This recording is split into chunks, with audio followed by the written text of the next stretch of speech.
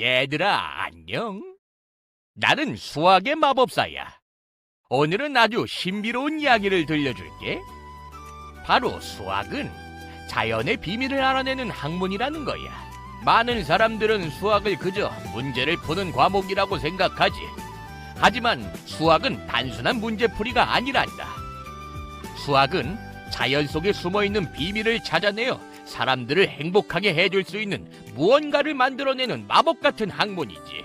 수학은 관찰을 통해 무늬를 찾아내고 그 무늬를 그림으로 바꾸어 자연 속의 규칙성을 인간이 이해할 수 있는 언어로 바꿔준단다.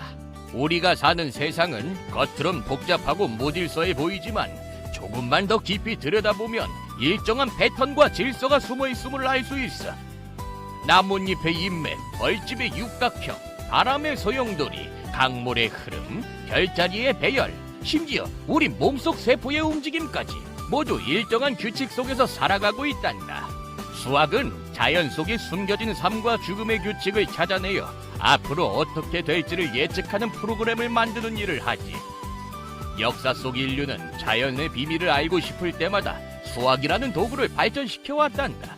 고대의 천문학자들은 별의 움직임을 관찰하며 아무도 생각하지 못한 도형을 고안했고, 근대의 과학자들은 운동과 힘을 설명하기 위해 문자를 이용해 수학을 편안하게 만들었지. 문자의 사용은 수학을 더 편안하게 했고, 속도의 개념은 수학을 위대하게 만들었단다. 우리는 수학을 통해 유전자의 배열을 파악하고 기후 변화를 예측하며 우주의 기원을 알아내고 있어. 수학은 인간과 자연이 소통하는 언어야.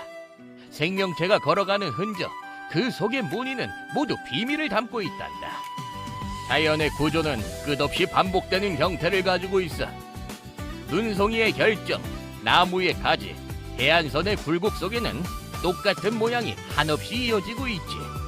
인체의 신비를 알면 우주의 신비를 알 수 있고, 우주의 신비를 알면 인체의 신비를 알 수 있단다. 왜냐하면 둘 다 프랙털 구조로 서로 닮아 있으니까. 겉으로 보기엔 복잡하지만 자연은 규칙 속에서 움직이고 있어. 작은 변화가 큰 결과를 만들기도 하지. 이것이 바로 카오스, 자연의 민감성과 복잡성을 설명하는 언어야. 수학은 인간의 행복과 깊이 연결되어 있단다. MRI나 CT 같은 기계, 인공지능, 스마트폰, 위성통신, 모두 수학의 알고리즘으로 움직이고 있어. 수학은 단순한 시험 과목이 아니야. 그건 자연의 언어이자 인류의 지혜가 담긴 보물이야. 자연의 비밀을 알아내면 사람들을 행복하게 할 수 있는 무언가를 만들 수 있단다.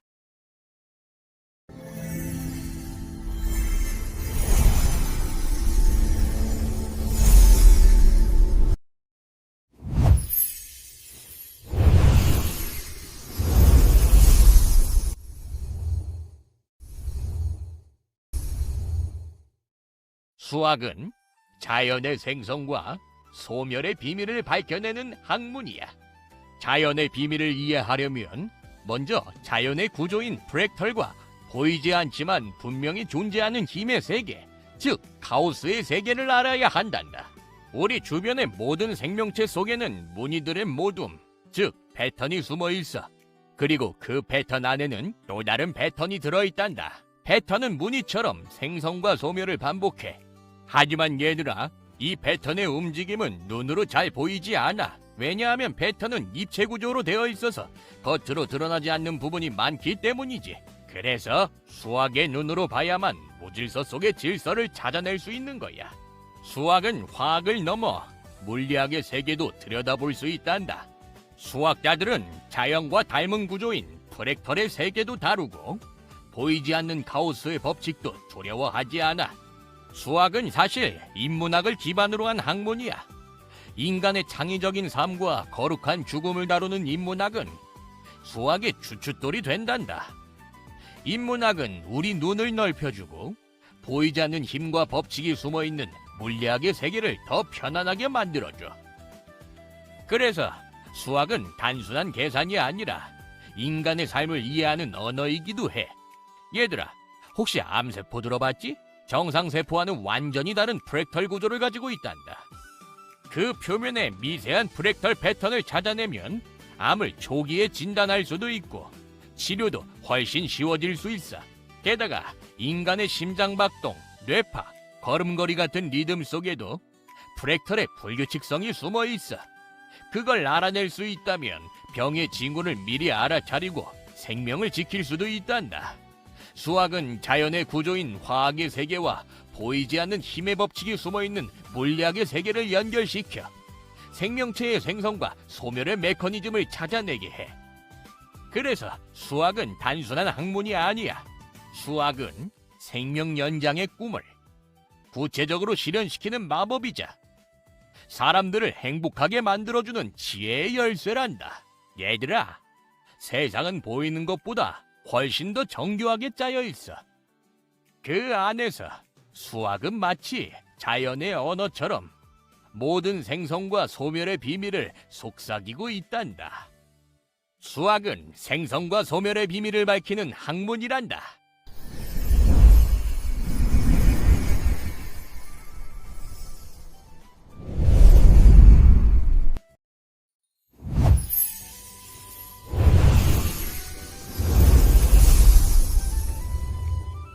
얘들아, 잘 들어보렴. 수학은 자연 속에 들어있는 삶과 죽음의 흔적, 생성과 소멸의 비밀을 알아내는 학문이란다. 현대인들은 외롭단다. 사람들에게 외로움을 달래주고 미묘한 감정들을 어루만져줄 수 있는 무언가가 있다면 얼마나 행복할까? 건강하게 오래오래 살 수 있게 해주는 무언가가 있다면 더더욱 행복하겠지. 어떤 사람이 암에 걸렸다고 생각해보자. 그 사람에게는 큰일이 난 것이지. 사람은 자연의 구성 요소란다. 사람에게 문제가 생겼다는 것은 자연에게도 큰일이 난 것이지. 자연은 자기에게 어떤 문제가 생기면 그 문제를 해결할 수 있는 방법도 가지고 있단다. 암 치료제는 우리 눈에는 보이지 않지만 자연 속에 어떤 화합물의 형태로 존재한단다. 따라서 암 치료제는 발명의 대상이 아니야. 발견의 대상이란다. 자연의 비밀에 다가설 수 있다면 암 치료를 만드는 것은 어려운 일이 아니란다. 수학을 통해 자연의 비밀을 알아내면 사람들을 행복하게 해줄 수 있는 것들을 만들어낼 수 있단다. 생명 연장의 꿈은 누구에게나 너무 중요해. 질병의 고통으로부터 벗어나게 해주는 신약의 개발, 질병을 미리 알려주는 예방 및 예측 의학, 그리고 병이 났을 때 이를 정확하게 진단할 수 있는 MRI, CT, 초음파와 같은 의료진단 기기가 있다면 얼마나 좋을까? CT 스캔은 X선을 여러 각도로 단면의 이미지를 생성하여 암의 위치와 크기를 파악할 수 있게 해줘. MRI는 작은 병의 모습까지 우리 눈으로 볼 수 있도록 정밀하게 진단하고, PET 스캔은 인체의 기능을 3D로 표현하여 암을 진단하고 재발 여부까지 파악하는 큰 도움을 준단다. 오늘날 생명공학의 발전은 인간의 삶과 죽음의 비밀을 파악하는데 획기적인 도움을 준단다. iPSC 기술은 불임 환자를 위해 생식세포 생성을 가능하고, 이종이식 연구는 동물의 장기를 인간에게 이식할 가능성을 열어준단다. 이러한 연구 성과의 중심에는 수학이 있단다. 수학은 유전자 편집 기술을 통해 면역 거부 반응을 최소화하는 방법을 찾아낸단다. 수학은 삶과 죽음의 흔적인 무늬를 찾아내고 형태가 있는 것들에 대해 한없이 이름을 붙이면서 보이지 않는 힘과 법칙의 세계를 한눈에 볼 수 있지. 수학은 자연과학의 꽃이란다. 생명체들의 삶과 죽음의 흔적, 생성과 소멸의 비밀을 알아내는 학문이야. 수학은 생명체들이 얼마나 더 커질 것인지, 어느 순간에 서서히 줄어들어 흔적도 없이 사라질 것인지 그 예측 프로그램을 만들어내는 학문이란다.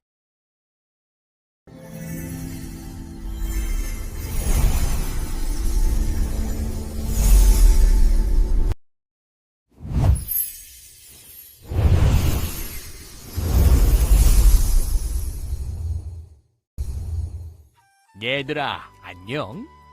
나는 신비로운 수학의 마법사란다. 오늘은 너희에게 아주 특별하고 놀라운 비밀을 들려줄게. 이 세상 모든 생명체가 어떻게 살아가고 번성하는지에 대한 비밀 말이야. 바로 수학은 생존을 유지하고 번영하는 데 필요한 모든 비밀을 알고 있다는 거지. 이 비밀은 아주 오래전부터 자연 속에 숨겨져 있단다. 세상의 모든 생명체는 단순히 살아가기만 하는 것이 아니란다. 작은 풀 한 포기부터 거대한 고래까지 모두가 각자의 방식으로 생존을 위한 지혜를 품고 있지. 오래 살아남고 자신들의 종족을 이어가기 위해 숨겨진 놀라운 비밀을 품고 있단다. 마치 자연이 수학으로 짠 아름다운 무늬처럼 말이야.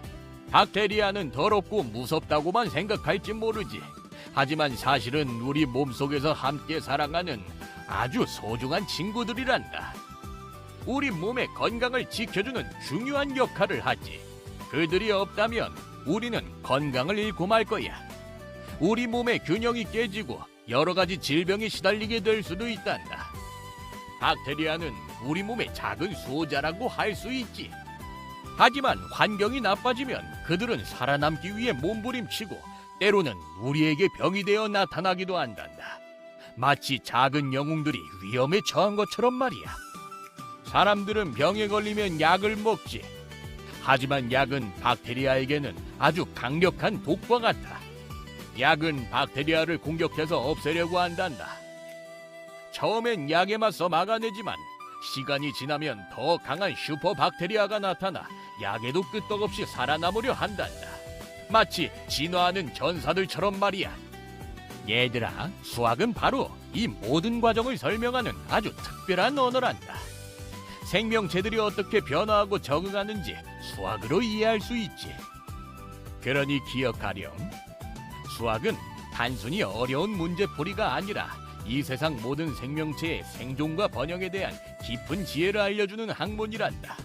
수학은 우리 주변의 모든 것에 숨어 있어. 우리가 자연을 존중하고 이해할 때 수학은 우리를 더 나은 미래로 안내해 준단다. 자연의 언어인 수학을 통해 우리는 더 현명해질 수 있어. 얘들아, 이제 알겠지? 너희도 수학의 눈으로 자연의 숨겨진 비밀을 찾아보지 않겠니?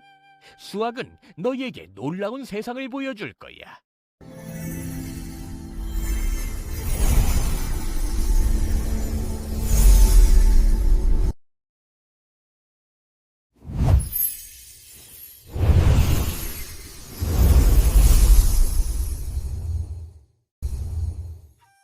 얘들아, 안녕.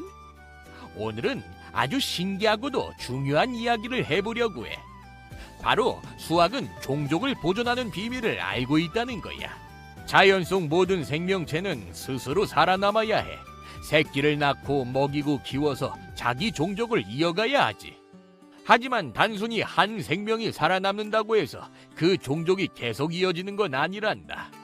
그래서 생명체들은 종족을 보존하는 법을 스스로 터득해왔어. 그게 바로 수학의 세계에서 찾아볼 수 있는 놀라운 비밀이지. 높은 나무 꼭대기에 까치가 집을 짓고 알을 낳았어. 그건 종족을 이어가려는 첫걸음이야. 그런데 만약 까치가 실수로 발로 알을 건드리면 어떻게 될까? 알이 굴러서 떨어질 수도 있겠지. 그런데 놀라운 건 까치 알은 원추형, 즉 한쪽이 약간 뾰족한 모양이란 거야. 이 모양 덕분에 까치가 알을 살짝 건드려도 알이 멀리 굴러가지 않고 제자리에서 빙글빙글 돌기만 해. 떨어지지 않고 안전하게 둥지 안에서 머물 수 있단다. 까치 알의 모양 하나에도 종족을 지키는 지혜가 숨어 있는 거야. 이건 하루아침에 생긴 게 아니야. 수천 수만 년 동안 살아남기 위해 수없이 많은 변화 끝에 만들어진 모양이지. 이게 바로 자연 속의 수학적인 진화의 결과란다. 이번엔 사막으로 가볼까? 뜨겁고 건조한 사막엔 선인장이 살고 있어. 그런데 이파리가 하나도 없고 대신 온몸이 가시로 덮여있지. 왜 그럴까? 만약 선인장이 다른 식물처럼 넓은 잎을 가졌다면 뜨거운 태양 아래서 수분이 다 날아가 버렸을 거야. 그러면 선인장은 금세 말라 죽었겠지. 그래서 선인장은 잎을 줄이고 또 줄여서 가시로 바꾼 거야. 수분이 날아가지 않게 막고 동물들이 먹지 못하게 지키는 완벽한 생존 전략이 되었지. 이렇게 선인장은 살아남기 위한 수학적 모형을 찾아낸 식물이야. 그 모양 속에는 생존과 종족을 이어가려는 지혜로운 수학의 공식이 숨어 있단다. 얘들아, 왜 어떤 생명체가 저런 모양이 되었을까? 그걸 궁금해하고 연구하는 게 바로 수학 공부란다. 저런 모양을 본떠서 사람들에게 도움이 되는 걸 만들면 어떨까? 이건 수학의 응용이지. 그리고 저런 모양이 어떻게 작동하지? 하고 파고드는 게 과학이야. 그 원리를 이용하면 첨단 기술이 만들어지지. 결국 수학과 과학은 자연의 생존 법칙을 해독하는 도구야. 모든 생명체는 위기에 처할 때마다 변화하고 적응하고 결국 살아남는 길을 찾아왔어. 그건 마치 자연이 우리에게 주는 수학의 숙제 같단다. 수학은 이런 생명체들의 변화 속에서 종족을 보존하는 비밀의 패턴과 규칙을 찾아내는 학문이야. 프랙탈 구조와 가우스의 법칙 속에서 우리는 생명의 질서, 종족 보존의 메커니즘을 이해할 수 있단다. 단순히 생물학의 이야기가 아니야. 인류가 앞으로 어떻게 살아남을지, 어떻게 서로 조화롭게 공존할지에 대한 힌트를 주는 거야. 그래서 수학은 단순한 숫자의 학문이 아니라 생명을 지키는 등대이자 인류의 길잡이란다.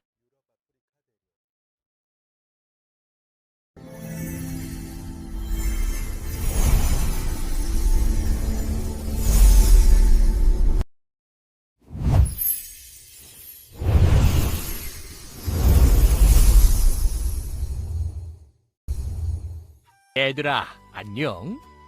나는 수학의 마법사란다. 오늘은 인간을 행복하게 해줄 비밀은 자연 속에 있다는 놀라운 이야기를 해볼까 해. 수학은 자연의 비밀을 알아내는 학문이야. 이 비밀을 알면 사람들을 행복하게 할 놀라운 것들을 만들 수 있지. 인간은 자연의 한 부분이야. 그래서 인간 행복의 비밀을 자연이 가장 잘 알고 있단다. 예를 들어 어떤 사람이 암에 걸렸다고 해보자. 그건 그 사람에게 큰일이 생긴 거야. 하지만 사람은 자연의 일부이기에 자연에게도 문제가 생긴 거라고 알 수 있단다. 자연은 스스로 문제를 해결할 방법을 이미 가지고 있어. 암을 치료할 물질은 자연 속의 화합물 형태로 존재하고 있단다. 그걸 우리가 찾아내는 게 바로 수학의 마법이야. 그럼 무엇이 사람들을 행복하게 할까? 요즘 사람들은 외로워. 외로움을 달래고 마음을 어루만져줄 무언가가 있다면 얼마나 좋을까? 또 건강하게 오래 살 수 있는 놀라운 무언가가 만들어진다면 얼마나 멋질까? 현대인들은 물질적으로 풍요롭지만 마음은 외롭고 고립되기 쉬워. 그래서 자신을 위로해줄 무언가를 찾고 있지. 스마트폰은 외로움을 달래는 장치이기도 해. 하지만 그것만으로는 부족해. 스마트폰은 사람과 자연을 이어주는 소통의 마법 채널이 되어야 해. 예전엔 책으로 지식을 얻었지.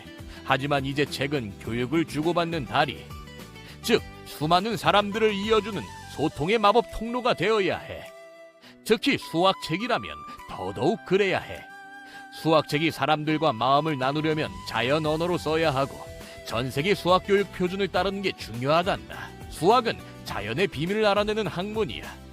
그 비밀을 알아내면 사람들을 행복하게 해줄 무언가를 만들어낼 수 있단다. 사람들은 모두 건강하게 오래 살기를 꿈꾸지. 병의 고통에서 벗어나게 해주는 신약, 질병을 미리 알아내는 예방의학, MRI나 초음파, CT처럼 몸속을 정밀하게 보는 기술들. 이 모든 것들은 인간을 행복하게 해주는 마법 같은 것들이야. 이런 기술들을 첨단 산업기술이라고 부르지. 그 모든 기술의 뿌리에는 언제나 수학이 숨어 있어. 그래서 수학은 모든 첨단 산업의 원천 기술이란다. 한 나라의 수학 실력은 곧 국가 경쟁력이란다. 그들은 자연의 질서와 원리를 이해하고 그 힘을 기술과 삶에 활용한단다. 인간의 행복은 자연의 아름다운 질서에 순응하는 것에서 시작된단다. 수학은 생존을 유지하고 종을 보존하는 비밀을 발견하여 우리의 삶을 더욱 풍요롭고 건강하게 만든단다. 그러니 얘들아, 자연과 가까이 지내렴. 우리의 일상의 모든 부분이 자연의 비밀을 발견하는 실천이 된다면 행복한 삶은 누구에게나 활짝 열려 있을 거야.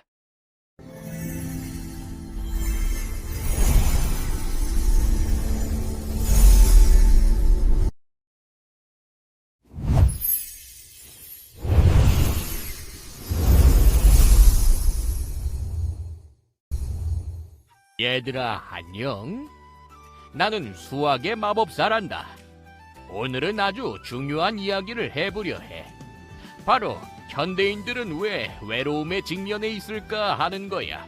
요즘 사람들은 풍요로운 환경 속에서 살지만 외로움에 직면한 이들도 많아. 왜 그럴까? 외로움은 단순히 개인의 성격 문제가 아니야. 그건 사회의 구조적인 문제와 깊은 관련이 있단다. 물질적으로 부족함이 없지만 정서적으로는 더 빈곤해진 경우가 많지. 인간은 원래 목적을 가진 존재지만 물질의 도구로 전락하며 삶의 의미를 잃어가고 있단다. 많은 사람들은 사람들 속에 있으면서도 진정한 소속감을 느끼지 못해. 그걸 우리는 군중 속의 고독이라고 부르지. 1950년대 사회학자 데이비드 리스먼은 고독한 군중에서 이 군중 속의 고독을 설명했단다. 리스먼은 인간을 전통 지향형, 내적 지향형, 그리고 타인 지향형으로 구분했어. 특히 산업화된 사회의 타인 지향형 인간은 주변 시선과 생각에 민감하게 반응하지. 집단에서 소외되지 않으려고 끊임없이 주변의 눈치를 본다는 거야. 겉보기엔 사교적이지만 속으로는 더 큰 불안과 고립을 느끼게 돼. 이 모습은 오늘날 SNS 문화에서도 그대로 나타나고 있단다. 수백 명의 친구와 연결되어 있으면서도 정작 자신의 고민을 진심으로 들어줄 사람은 턱없이 부족하지. 그래서 사람들은 외로움을 달래줄 무언가를 끊임없이 찾게 되는 거야. 그런데 말이야, 무언가를 찾는다는 건 결국 행복에 대한 갈망이란다. 현대인의 외로움은 단순히 주변에 사람이 많고 적음의 문제가 아니야. 외로움은 정서적인 유대감과 공감의 부재에서 비롯된 것이지. 외로움을 벗어나려면 외부의 시선만 의식해서는 안 돼. 자연스러운 삶의 질서 속에서 자기 자신과 연결되는 다른 이들의 삶의 길을 끊임없이 찾아보는 게 필요하단다. 수학의 마법사는 이렇게 말해주고 싶어. 너와 나는 우리가 되어야 해. 진정한 삶은 자신의 삶을 사라지게 하는 것이 아니라 삶을 살아가는 것으로 바꾸는 거야. 누구나 태어날 땐 혼자 울지만 죽음에 이르렀을 때 주변에서 울어주는 사람이 많다면 그 사람은 외로움 없이 열심히 살아온 인생이었을 거야. 이제 마지막으로 수학의 마법사가 가장 사랑하는 말로 마무리할게. 수학은 자연의 비밀을 알아내는 학문이란다. 자연의 비밀을 알아내면 사람들을 행복하게 해줄 수 있는 무언가를 만들어낼 수 있어. 외로움을 달래주고 미묘한 감정들을 어루만져 줄 수 있는 것들이 있다면 사람들은 훨씬 더 행복할 거야.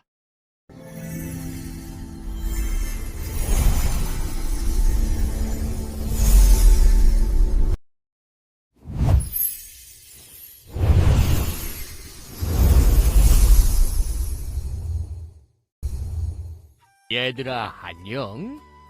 나는 수학의 마법사란다. 오늘은 아주 중요한 이야기를 해보려 해. 바로 현대인들은 왜 외로움에 직면해 있을까 하는 거야. 요즘 사람들은 풍요로운 환경 속에서 살지만 외로움에 직면한 이들도 많아. 왜 그럴까? 외로움은 단순히 개인의 성격 문제가 아니야. 그건 사회의 구조적인 문제와 깊은 관련이 있단다. 물질적으로 부족함이 없지만 정서적으로는 더 빈곤해진 경우가 많지. 인간은 원래 목적을 가진 존재지만 물질의 도구로 전락하며 삶의 의미를 잃어가고 있단다.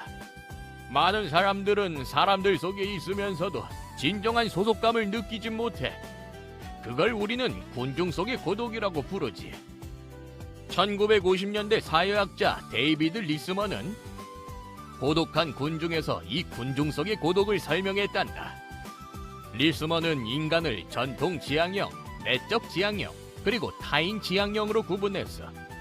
특히 산업화된 사회의 타인 지향형 인간은 주변 시선과 생각에 민감하게 반응하지. 집단에서 소외되지 않으려고 끊임없이 주변의 눈치를 본다는 거야. 겉보기엔 사교적이지만 속으로는 더 큰 불안과 고립을 느끼게 돼. 이 모습은 오늘날 SNS 문화에서도 그대로 나타나고 있단다. 수백 명의 친구와 연결되어 있으면서도 정작 자신의 고민을 진심으로 들어줄 사람은 턱없이 부족하지. 그래서 사람들은 외로움을 달래줄 무언가를 끊임없이 찾게 되는 거야. 그런데 말이야, 무언가를 찾는다는 건 결국 행복에 대한 갈망이란다. 현대인의 외로움은 단순히 주변에 사람이 많고 적음의 문제가 아니야. 외로움은 정서적인 유대감과 공감의 부재에서 비롯된 것이지. 외로움을 벗어나려면 외부의 시선만 의식해서는 안 돼. 자연스러운 삶의 질서 속에서 자기 자신과 연결되는 다른 이들의 삶의 길을 끊임없이 찾아보는 게 필요하단다. 수학의 마법사는 이렇게 말해주고 싶어. 너와 나는 우리가 되어야 해. 진정한 삶은 자신의 삶을 사라지게 하는 것이 아니라 삶을 살아가는 것으로 바꾸는 거야. 누구나 태어날 땐 혼자 울지만 죽음에 이르렀을 때 주변에서 울어주는 사람이 많다면 그 사람은 외로움 없이 열심히 살아온 인생이었을 거야. 이제 마지막으로 수학의 마법사가 가장 사랑하는 말로 마무리할게. 수학은 자연의 비밀을 알아내는 학문이란다. 자연의 비밀을 알아내면 사람들을 행복하게 해줄 수 있는 무언가를 만들어낼 수 있어. 외로움을 달래주고 미묘한 감정들을 어루만져 줄 수 있는 것들이 있다면 사람들은 훨씬 더 행복할 거야.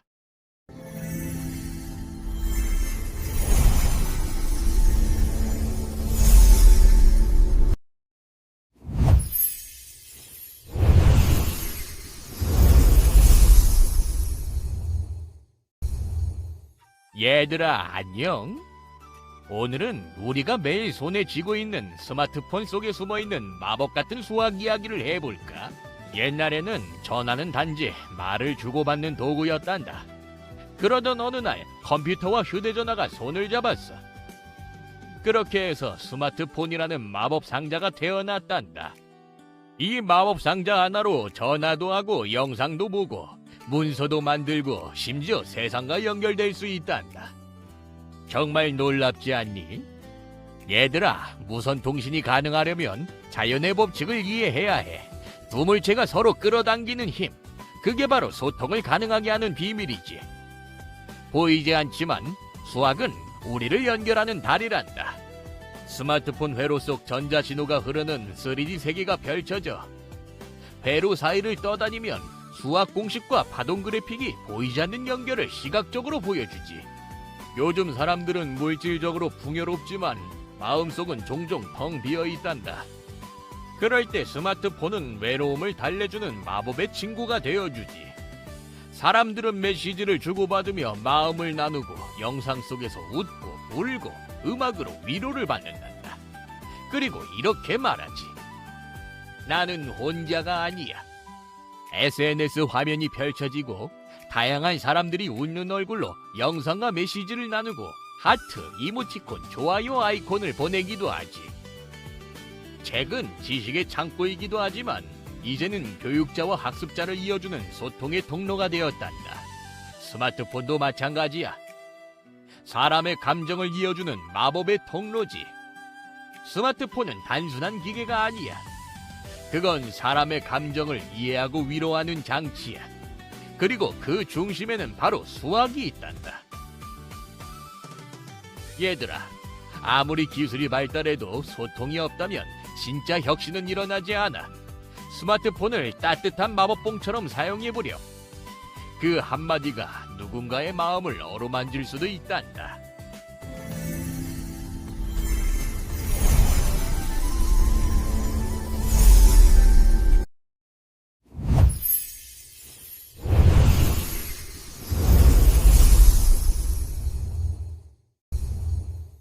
얘들아, 안녕. 나는 수학의 마법사란다. 오늘은 조금 낯설지만 흥미로운 이야기를 해볼까 해. 바로 퍼지 이론이란다. 퍼지라는 말 속에는 애매하고 경계가 명확하지 않은 뜻이 들어있단다. 세상은 단순히 예 아니면 아니오로만 구분되지 않아. 사람의 감정, 날씨, 건강 상태, 그리고 삶의 모습들까지도 그 사이 어딘가 중간 영역에 머무르고 있단다. 이 신비한 이론은 버클리 대학의 자대 교수님이 처음 만들었단다. 불확실한 상황을 수학적으로 표현한 것이 바로 퍼지 이론이지. 확률이 70%라면 딱 그 수치로 한정된 것이지만 퍼지 이론은 65%도 되고 75%도 가능해라고 말한단다. 퍼지 이론은 정보 처리나 제어 분야에서 놀라운 성과를 냈단다. 로봇, 지하철, 자동은행 시스템, 엘리베이터, 음성인식, 그리고 의료 진단에도 활용되고 있어. 세탁기엔 퍼지 센서가 들어있어서 세탁물이 얼마나 더러운지 스스로 판단하고 세탁 시간을 조절하지. 의료에서도 퍼지 이론은 환자의 증상을 더 정밀하게 분석하고 예측 진단에도 쓰이고 있어. 사람의 언어나 감정처럼 애매한 영역을 다루는 데 강하단다. 퍼지 이론은 1과 0의 이진법을 쓰는 컴퓨터에 놀라운 변화를 가져왔단다. 애매한 자료를 데이터베이스를 이용해 정리하고 로봇이나 인공지능에도 이용할 수 있단다. 퍼지 이론은 불확실성과 애매함 속에서도 새로운 길을 찾아내는 지혜란다. 수학은 단순한 공식이 아니라 인간의 감정과 삶을 더 깊이 이해하도록 돕는 따뜻한 학문이지.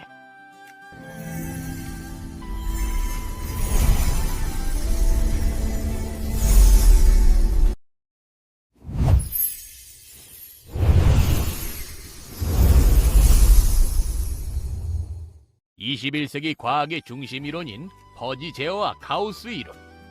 이들은 21세기 과학을 이끌고 있단다. 세상은 단순히 0과 1로 설명할 수 없단다. 사람의 감정, 날씨, 건강 상태처럼 애매한 영역이 많아. 퍼지 제어는 이런 애매함을 다루는 수학적 방법이란다. 기계가 사람의 생각과 감각을 더 잘 이해하도록 돕기도 하지.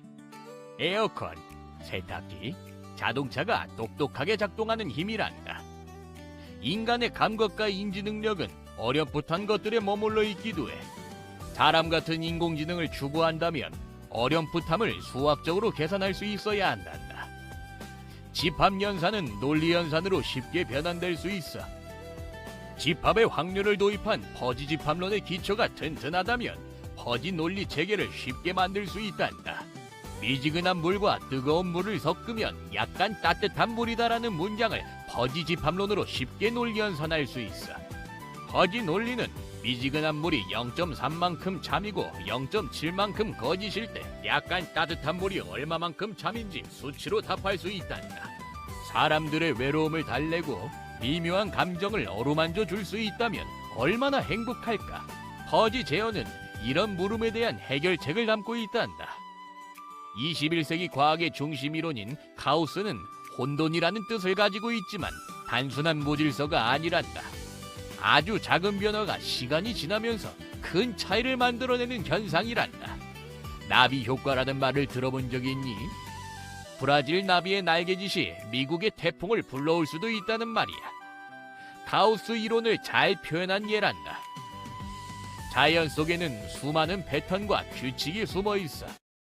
가우스 이론은 그 속에서 드러나는 질서를 찾아내는 영역이야. 퍼지 제어와 가우스 이론은 겉보기에는 다르지만 우리의 삶과 깊은 관련이 있단다. 퍼지 제어는 불확실한 현실 속에서 중간의 길을 찾아내고 가우스 이론은 무질서 속에서 숨겨진 질서를 밝혀준단다. 수학은 자연의 비밀을 알아내는 학문이야. 프랙탈과 가우스의 세계를 이해하면 자연의 비밀에 다가설 수 있어. 수학은 자연과 인간의 삶을 이해하고 행복한 삶에 도움을 준단다. 21세기 과학은 단순한 기술 발전에만 머물지 않는단다. 인간의 감성과 자연의 복잡성을 함께 이해하려는 길을 걷고 있지. 퍼지 제어와 가우스 이론은 인간의 행복한 삶을 추구하는 과학의 도구란다.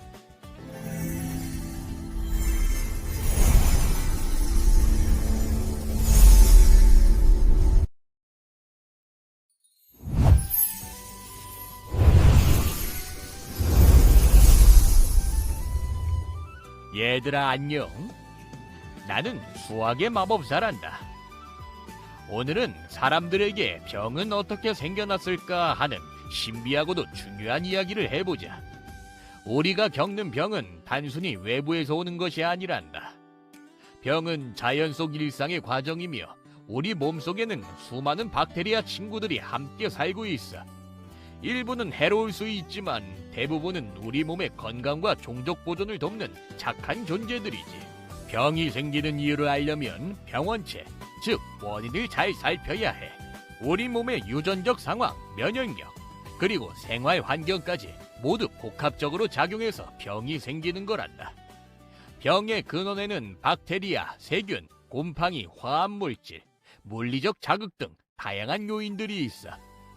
이것들이 몸속으로 침입하거나 우리 몸의 균형을 무너뜨리면 병이 생기지. 유전, 나이, 영양 상태, 면역력뿐 아니라 오염된 환경과 생활 습관까지도 병의 위험을 높일 수 있어. 병은 누군가로부터 감염될 수도 있고 우리 몸 안에서 스스로 생겨날 수도 있단다. 유전적 변이, 노화, 환경오염, 자가 면역 질환 등이 그 예야. 얘들아, 수학은 자연의 비밀을 알아내는 학문이야. 자연의 비밀을 알면 사람들을 행복하게 해줄 무언가를 만들 수 있단다. 사람이 자연의 일부이기에 사람에게 문제가 생긴 건 자연에게도 문제가 생긴 거야. 놀랍게도 자연은 스스로 문제를 해결할 방법도 함께 가지고 있단다.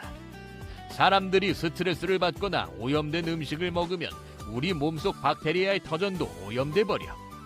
생존이 위협받은 박테리아들은 살아남기 위해 온갖 방법을 찾고 그 몸부림이 바로 병이라는 신호로 나타나는 거야. 병원에서 약을 먹는 순간 박테리아 입장에선 독극물과 같아. 그래서 그들은 살아남기 위해 더 강한 형태로 진화하려 하지. 이렇게 해서 슈퍼 박테리아가 생겨나는 거야. 병은 외부 침입만이 아니라 우리 몸속에서 자연과 생명체가 균형을 잡으려는 과정이야. 수학은 이런 생존의 법칙을 분석하고 자연의 규칙을 찾아내어 생명과 종족의 보존을 예측하는 지혜를 주는 학문이지. 병은 두려움의 대상이 아니란다. 병은 우리에게 자연과의 균형을 잃었어 하고 알려주는 하나의 신호일 뿐이야. 그러니 병과 싸우기보다는 병이 왜 생겼는지를 이해하고 조화롭게 살아가는 지혜를 배우자꾸나. 자연의 비밀을 이해하는 것이 바로 행복하고 건강하게 사는 첫걸음이란다. 이 이야기를 기억하렴, 얘들아. 수학은 병의 원인을 계산하는 학문이기도 하지만 무엇보다 생명과 자연의 조화를 이해하는 언어란다. 그리고 그 비밀을 아는 자는 세상을 더 건강하고 행복하게 만들 수 있지.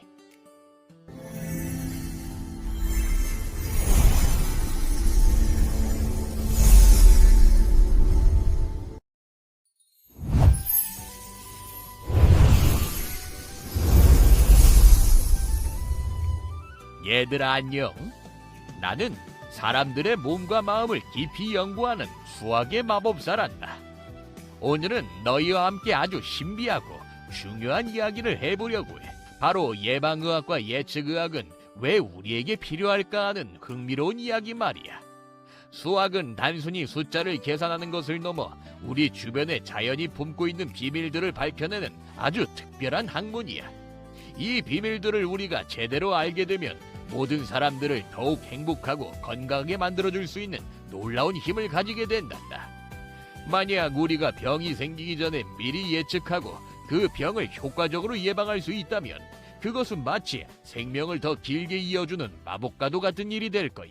정말 놀랍지 않니? 예방의학은 병이 우리 몸에 찾아오기 전에 미리 대비하고 막는 지혜로운 의학 분야란다. 매일 손을 깨끗이 씻고 꾸준히 운동하는 것과 같은 작고 사소해 보이는 습관들이 바로 예방의학의 가장 중요한 시작점이 되는 거지.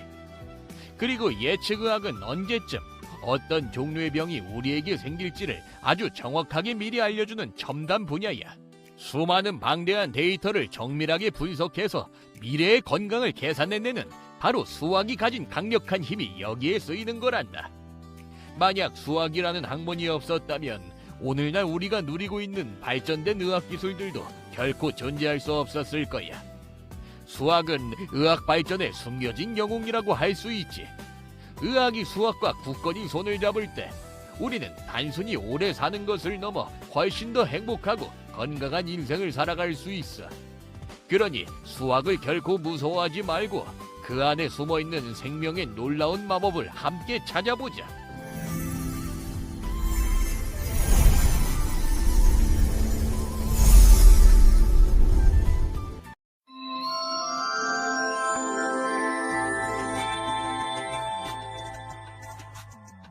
안녕. 나는 소녀마법사 루미아야. 오늘은 사람들을 아프게 하는 병과 그 병을 치료하는 신약의 비밀 이야기를 들려줄게. 세상은 풍요로워졌지만 새로 생겨나는 병들도 많아졌어. 이제는 무병장수 대신 유병장수의 시대가 된 거야. 그래서 사람들은 건강하게 살기 위해 신약 개발이라는 거대한 마법에 도전하게 되었단다. 흰 가운을 입고 실험실에서 빛나는 액체를 섞는 사람, 바로 신약 개발 연구원이야.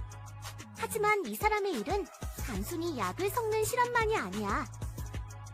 새로운 약의 기획, 연구, 실험, 생산, 그리고 판매까지 모든 단계를 함께 설계하는 과학의 마법사들이지.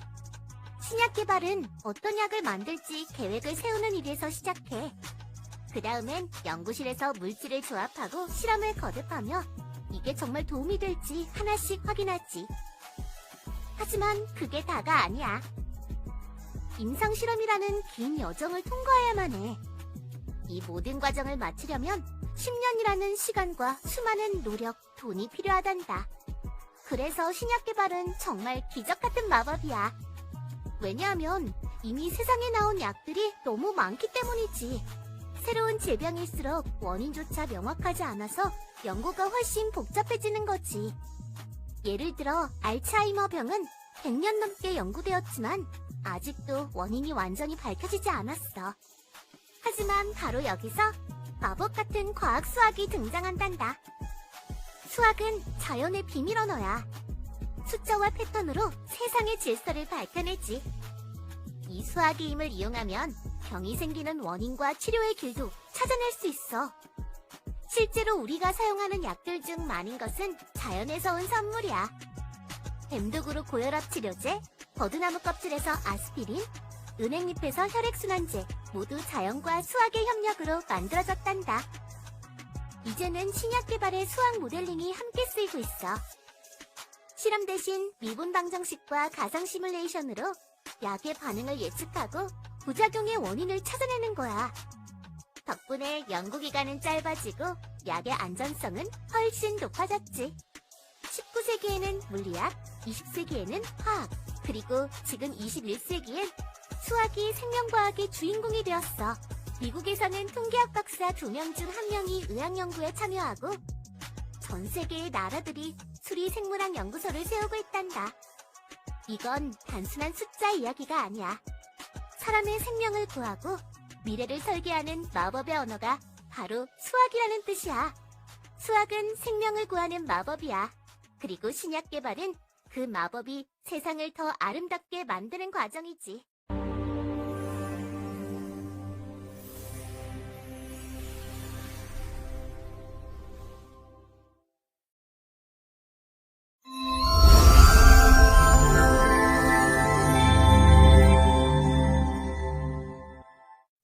안녕. 나는 마법사 루미아야. 오늘은 암이라는 질병의 비밀을 들려줄게. 조금 어렵게 느껴질 수도 있지만 내가 마법처럼 풀어줄 테니 걱정 마. 우리 몸은 수많은 세포라는 작고 귀여운 생명 단위들로 이루어져 있어. 이 세포들은 다치면 스스로 회복하고 회복이 안 되면 조용히 죽음을 선택하지. 그런데 말이야, 어떤 세포들은 갑자기 폭주를 일으켜버려. 자신의 규칙을 잊고 미친 듯이 증식하면서 주변 세포들을 공격해버리는 거야. 그걸 바로 암이라고 부른단다. 놀랍게도 사람만 그런 건 아니야. 동물들도 암에 걸릴 수 있어. 특히 오래 살거나 덩치가 큰 동물일수록 암의 위험이 더 높지. 사람은 평균적으로 3명 중 1명이 암에 걸릴 정도로 아주 취약해. 의학 발전으로 오래 살게 된 것도 한몫하지만 우리가 사는 환경도 큰 영향을 미치고 있어. 암의 역사는 생각보다 오래되었단다. 고대 이집트의 파피루스 문서에도 유방암에 대한 기록이 있어. 기원전 4세기 히포크라테스가 암 조직이 개처럼 보인다고 해서 카르키노스라는 이름을 붙였어. 그래서 지금도 캔서라는 영어 단어가 개자리랑 같은 이름이 된 거야. 고대의 사람들은 암의 원인을 신의 저주라고 생각했어. 히포크라테스는 인간의 몸 안에 4가지 체액이 있다고 믿었는데 그중 흑점즙이 너무 많으면 암이 생긴다고 했지. 하지만 과학이 발전하면서 진짜 비밀이 드러났어. 1838년 요하네스 밀러가 암이 세포로 이루어져 있다는 걸 밝혀냈고 1860년대에는 이 세포들이 몸의 다른 곳으로 전이될 수도 있다는 사실도 밝혀졌단다. 암은 결국 유전자의 마법이 어긋나 생기는 병이야. 세포는 정해진 횟수만큼 복제하다가 스스로 멈추는데 복제가 너무 많으면 암이 되고 너무 적으면 빨리 늙어버려. 사람들이 오래 살게 되면서 세포도 멈추고 더 많이 복제하면서 암이 생길 가능성도 커진 거야. 그런데 말이야, 흥미로운 사실 하나 알려줄게. 수학이 암의 비밀을 푸는 데 도움을 준다는 거 알고 있었어? 잠이 부족할수록 암 발병률이 높아지는 이유를 설명하는 수학 모델이 있고 또 지수함수를 이용하면 암이 생길 확률을 계산할 수도 있대. 예전에는 통계로만 암을 연구했다면 이제는 수학적 모델링으로 미래를 예측할 수 있는 시대가 온 거지. 물론 환경도 큰 영향을 미쳐. 18세기 영국의 굴뚝청소부들이 피부암에 많이 걸렸던 이유는 석탄을 태울 때 생긴 콜타르 때문이었어. 그리고 지금은 모두가 아는 대표적 발암물질이지. 담배 연기 속 타르는 콜타르보다 더 위험하대. 술도 암을 불러오지. 와인 한 잔 알코올을 많이 마시면 위암, 식도암, 유방암 위험이 커지고 짠 음식은 위암을, 탄 음식과 지방은 결장암을 불러온대. 가공식품에 들어있는 아질산염도 아주 위험해. 식도암이나 위암을 일으킬 수 있거든. 햇빛 아래 너무 오래 있으면 자외선 때문에 피부암이 생기기도 해. 자외선보다 더 강력한 방사선은 세포 속 염색체를 뒤틀어 백혈병이나 갑상선암을 일으킬 수 있어.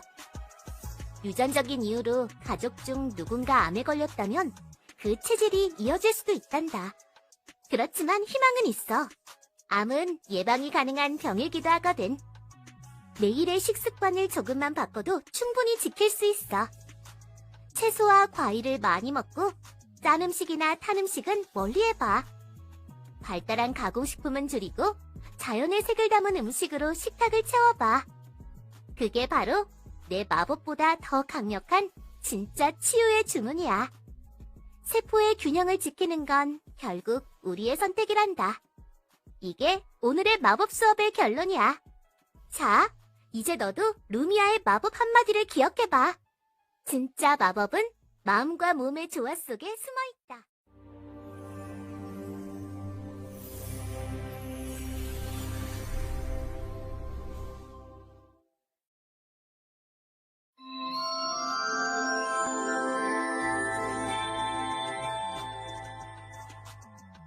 안녕. 나는 마법사 루미아야. 오늘은 아주 오랜 세월 동안 인류를 괴롭혀온 병, 바로 암에 대한 이야기를 해볼까 해. 조금 무서울 수도 있지만 진짜 마법은 이해에서 시작된단다. 그러니까 용기 내서 내 이야기를 들어줘. 고대 이집트의 미라와 콜럼버스 이전, 아메리카의 미라에서도 악성 종양이 발견되었어. 이 말은 암이 정말 오래전부터 사람들의 생명을 위협해왔다는 뜻이지. 그래서 인류는 수천 년 동안 암의 정체를 밝히고 정복하기 위해 싸워왔단다. 의학의 역사는 바로 암과의 전쟁의 역사라고 불러도 될 정도야. 하지만 희망은 있어. 의학이 발전하면서 암 환자들의 생존율은 점점 높아지고 있거든. 요즘은 수술, 방사선 치료, 그리고 항암 치료 같은 방법으로 암을 다루고 있어. 그렇지만 아직은 완벽한 마법의 치료제, 그러니까 완전한 해답은 없지.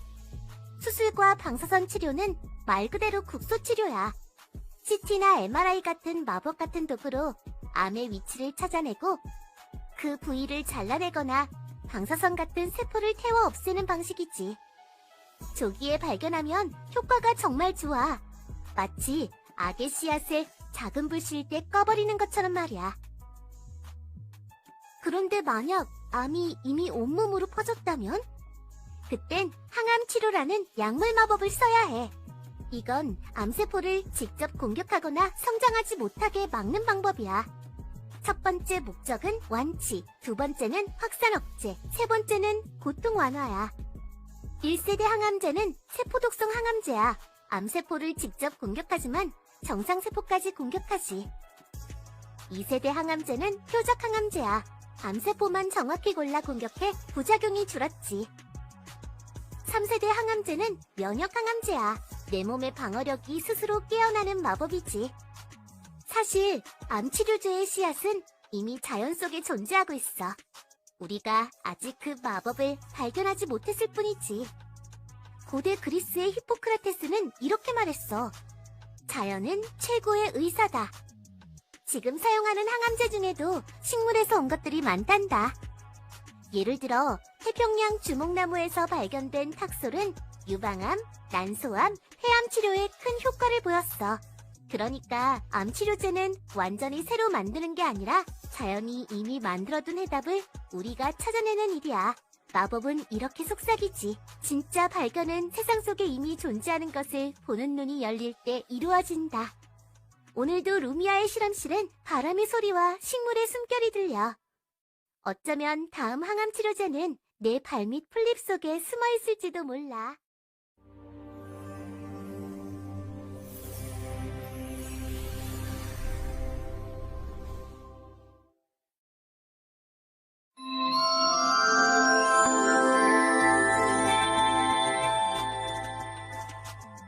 안녕? 나는 소녀마법사 루미아야. 오늘은 눈으로 볼 수 없는 세상을 보여주는 특별한 마법도구 MRI의 비밀을 알려줄게. 세상에는 눈에 보이지 않는 것들이 많아. 그래서 사람들은 특별한 도구들을 만들어냈지. 아주 작은 세포는 현미경, 몸속은 X선, 바이러스는 전자현미경으로 보듯이 말이야. 이제 훨씬 더 놀라운 마법 도구가 등장했어. 바로 MRI, 자기공명 영상장치야. 이 도구를 만든 폴 로터버와 피터 맨스필드는 2003년에 노벨 생리의학상을 받았단다. 왜냐고? 눈으로 볼 수 없던 몸속 세계를 선명하게 그림처럼 보여주는 마법을 현실로 만들었으니까. 다른 검사들, 예를 들어 X선이나 CT, 초음파는 몸속으로 에너지를 쏘아 영상을 만들어. 하지만 MRI는 자석의 힘과 고주파를 써서 몸속을 촬영해. 인체에 해롭지 않고 영상의 정밀도도 아주 뛰어나지. 그럼 MRI의 마법 원리를 살짝 들여다볼까? 우리 몸의 대부분은 물로 이루어져 있고 물은 수소 원자로 구성되어 있어. 수소의 양성자는 스스로 돌면서 아주 작은 자석처럼 행동해. 계속 회전하며 미세한 자기장을 만들어내는 거야. 그래서 MRI가 강력한 자기장을 몸에 걸면 몸속의 수소 원자핵들이 자기장을 따라 일렬로 정렬돼. 검사할 때 들어가는 둥근 터널이 바로 자기장을 만드는 마법 통로야. 몸에 두르는 코일 장치는 고주파를 보내고 되돌아오는 신호를 잡아내는 역할을 해. 촬영이 시작되면 수소 원자핵들이 돌다가 고주파가 멈추면 원래대로 돌아가며 흡수했던 에너지를 방출하지. 바로 그 신호가 MRI 영상의 재료가 되는 거야. 인체의 각 조직은 물의 양이 달라. 이 차이를 컴퓨터가 흑백명한 값으로 바꾸면 내부 모습이 사진처럼 나타나. MRI는 이 신호들을 행렬과 풀이의 변환이라는 수학 공식으로 이미지를 만들어내. 행렬은 신호 세기를 기록하고 풀이의 변화는 숫자 정보를 그림으로 바꿔. 숫자들로 그려진 그림을 선명한 영상으로 펼치는 것과 같아. MRI는 근육, 인대, 뇌 같은 말랑한 조직을 정밀하게 구분할 수 있고 방사선 노출이 없어 안전하며 해상도도 뛰어나지. 단점이라면 조금 비싸고 시간이 오래 걸린다는 점. 하지만 우리 몸의 비밀을 이렇게 아름답게 보여주는 도구라면 충분히 가치 있지 않을까?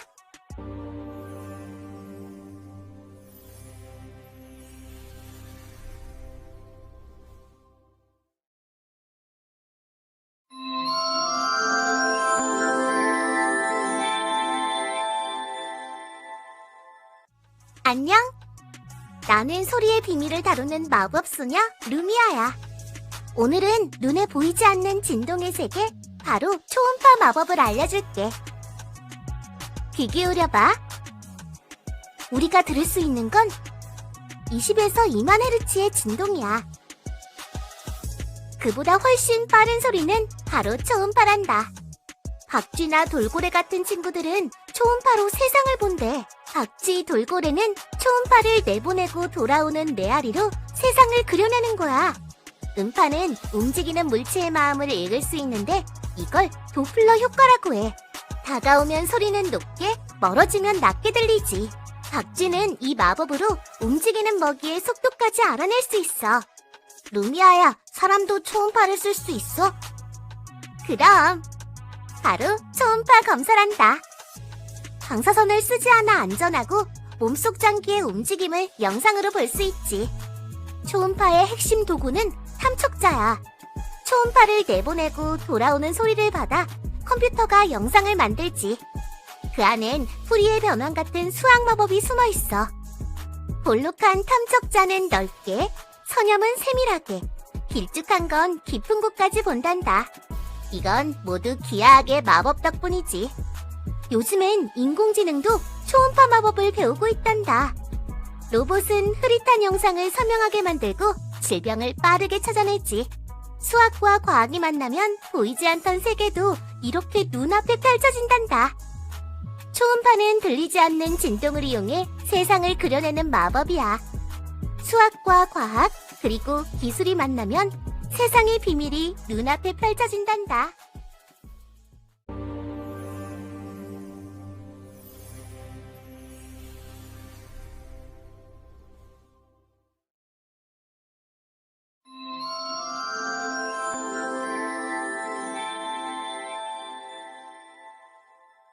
어떤 병의 원인을 알려면 인체 내부를 들여다볼 필요가 있단다. 50년 전에는 직접 해부하지 않고 우리 몸속을 확인하는 일은 불가능했어. 하지만 뼈, 근육, 장기 등을 보여주는 마법 같은 빛, 바로 X선이 있단다. X선은 돌이나 콘크리트처럼 단단한 사물도 통과하는 성질이 있어. 우리 몸속을 들여다보는 것도 어렵지 않지. X선 사진을 보면 단단한 뼈는 흰색으로, 근육은 진한 회색 또는 검은색으로 나타나지. X선을 이용한 검사법 중 하나인 CT 검사는 여러 방향에서 찍은 X선 사진을 컴퓨터로 재구성해 인체 내부를 입체적으로 살펴볼 수 있단다. CT 검사를 위해 침대에 누우면 침대가 터널 같은 둥근 통 속으로 움직이며 X선이 방출되어 우리 몸을 꼼꼼히 찍지. 뼈처럼 밀도가 높은 부분을 통과한 X선은 많이 줄어들고 근육처럼 밀도가 낮은 부분에서는 X선이 조금만 흡수된단다. 인체를 통과한 X선의 세기를 측정해 이미지를 얻고 여러 장의 X선 사진을 컴퓨터로 조합하면 우리가 아는 CT 사진이 완성되는 거야. CT 검사의 기본이 되는 수학 원리는 연립 1차 방정식이야. 환자 몸의 단면에 여러 방향에서 X선을 쏜다고 생각해보자. X선의 방향에 따라 몸속에 흡수된 에너지의 양이 달라지며 여러 측정값을 이용해 연립 1차 방정식을 만들 수 있단다. 연립 1차 방정식의 해를 구하면 반면의 각 부분이 흡수한 에너지의 양을 알 수 있고 이를 명암함수로 변환하면 단층 차정 사진이 완성된단다. 컴퓨터는 연립 방정식을 풀 때 행렬이라는 수학 이론을 사용하며 이를 위해서는 선형대수에 대한 지식이 필요해. 예기치 못한 상황으로 CT 영상이 선명하지 않거나 훼손될 수 있는데 이때 잡티를 제거하는 과정에서도 수학이 활용된단다. 선명한 영상을 얻기 위해 블러링과 평균값 계산이 필요하며 이진법 이미지에서 주변 평균값을 맞추는 과정에 미분 방정식이 이용된단다. 사진 데이터의 평균값을 미분 방정식에 대입해 해를 구하면 복원된 영상의 경계가 자연스럽게 다듬어지고 흩어진 데이터를 다시 잡아준단다. 전문가들은 고차원적인 정보를 얻기 위해 이 방정식을 사용한단다.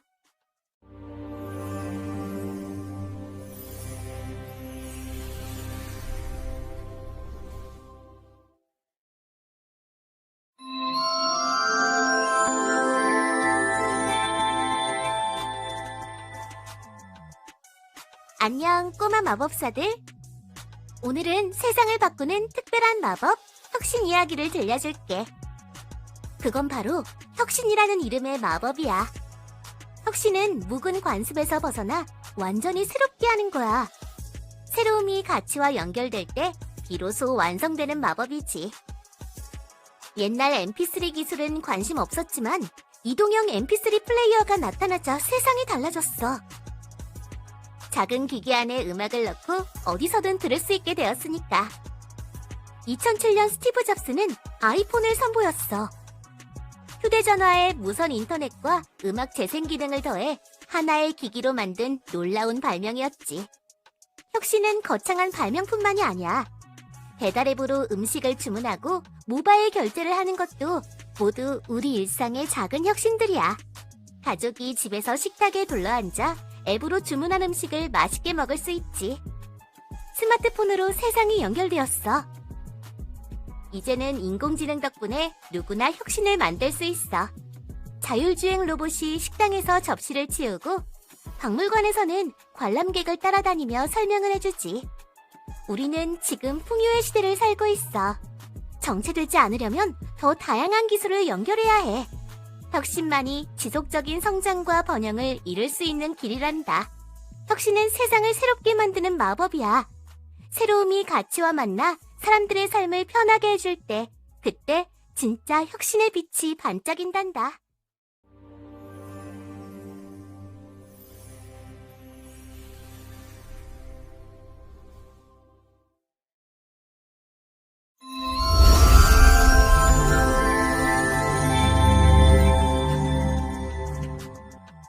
독일 철학자 헤겔은 양적 변화가 일정 지점에 이르면 질적 변화로 일어난다고 말했단다. 이를 양질 전환의 법칙이라고 해. 내적 에너지가 쌓이면 결국 폭발하여 새로운 세계를 창조한다는 것이 이 법칙의 핵심이야. 경제와 사회의 이러한 거대한 변화를 산업혁명이라고 해. 첫 번째는 증기기관의 발명으로 시작되었어. 기계가 인간의 노동력을 대체하여 생산성을 2~3배나 높였어. 증기기관차와 증기선은 세계 무역을 확장시켰단다. 제2차 산업혁명은 대량 생산을 위한 전기 사용과 함께 왔어. 이 시기에는 화학, 전기, 석유, 철강이 기술 혁신을 주도했단다. 석유로 움직이는 엔진이 증기를 대체했고 전기는 통신 기술을 탄생시켰지. 컴퓨터, 정보 시스템, 자동화된 생산의 등장은 제3차 산업혁명을 상징하고 있어. 이 용어는 제레미 리프킨이 2012년 저서 3차 산업혁명에서 처음 사용했던 말이야. 그는 인터넷과 재생 가능 에너지를 2가지 핵심 요소로 강조했지. 전통적인 제조업의 시대가 끝나고 지식과 정보의 시대가 시작했어. 4차 산업혁명은 빅데이터, 인공지능, 나노 기술을 통합하는 말이야. 그렇다면 이 시대의 가장 중요한 학문은 물리학, 화학 또는 인문학일까? 사실 이 모든 분야의 기초는 수학이란다. 수학은 모든 첨단 산업의 원천이지. CT 및 MRI 스캐너는 방정식, 미적분학, 미분이론에 의존하고 있어. 통계학, 이산수학, 선형대 수학은 빅데이터에 필수적이지. 수리생물학은 불치병에 대한 새로운 약과 치료법을 개발하는 데 도움이 되고 있어. 개인 데이터를 보호하는 암호학조차도 수학에 기반을 두고 있어. 널리 사용되는 RSA 알고리즘은 소수와 인수분해를 사용해서 만들어. 소수의 분포는 불규칙하기 때문에 2개의 큰 소수의 곱을 분해하는 것은 극히 어렵다는 걸 이용한 거지. 이것이 바로 보안의 핵심이야. 그러나 이제 양자 컴퓨터는 RSA 시스템을 위협하고 있어. 확률을 통해서만 설명되는 양자 중첩과 얽힘은 상상할 수 없는 속도를 가능하게 하고 있단다. 수학이 자체 코드를 만들고 깨뜨리는 것이 매혹적이지 않아? 인공지능 자체는 수학 위에 세워졌어. 미적분학, 선형대 수학, 통계학, 집합론, 함수 해석학이 모두 혁신으로 표현되는 수학이론이야. 미적분학은 오류를 최소화하고 풀이의 급수는 소리와 이미지를 처리하며, 최적화 이론은 인간의 의사결정과 마찬가지로 최단 경로와 최적의 시간 사용으로 우리를 안내해. 증기에서 인공지능으로, 에너지에서 지능혁명으로 모든 혁명은 수학에서 시작된단다. 수학은 단지 숫자가 아니야. 수학은 창조 그 자체라는 언어라는 걸 잊지 마.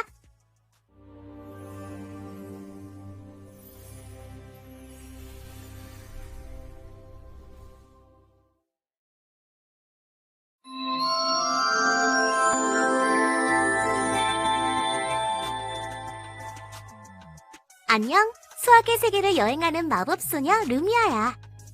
왜 수학이 강한 나라가 세계를 이끄는 걸까 하는 이야기를 해볼게. 누구나 한 번쯤 이런 생각을 해봤을 거야. 계산기가 있는데 굳이 수학을 배워야 할까? 맞아. 미분이나 적분, 행렬 같은 건 일상 대화에서 거의 안 쓰이니까 말이야. 하지만 수학은 단순히 문제를 푸는 과목이 아니야. 세상을 움직이고 새로운 기술을 만드는 마법의 언어란다. 수학은 보이지 않는 곳에서 나라의 미래를 설계하고 있어. 프로그래머, 빅데이터 분석가, 금융 전문가 모두가 수학을 다루는 현대의 마법사들이야. 증기기관으로 시작된 1차 산업혁명에서 AI로 이어지는 4차 산업혁명까지 모든 변화의 중심엔 언제나 수학이 있었어. 최근 중국의 인공지능 딥시크가 세상을 놀라게 했지. 값싼 노동력으로 알려졌던 중국이 이젠 AI 강국으로 떠오른 거야. 인도 역시 수학의 힘으로 세상을 바꾸고 있어. IT, 우주, 핵기술까지 수학이 그 모든 걸 이끌고 있지. 신약 개발, 우주 발사체 궤도 계산, 이 모든 건 수학이 없으면 불가능해. 그래서 요즘은 산업수학이라는 분야가 생겼어. 그렇다고 모든 사람이 수학 천재가 될 필요는 없어. 수학을 이해하려는 마음, 세상을 논리적으로 보는 눈은 누구에게나 필요한 마법이야. 수학은 세상을 지탱하는 보이지 않는 마법이야. 그 힘을 아는 사람은 세상을 새롭게 만들 수 있단다.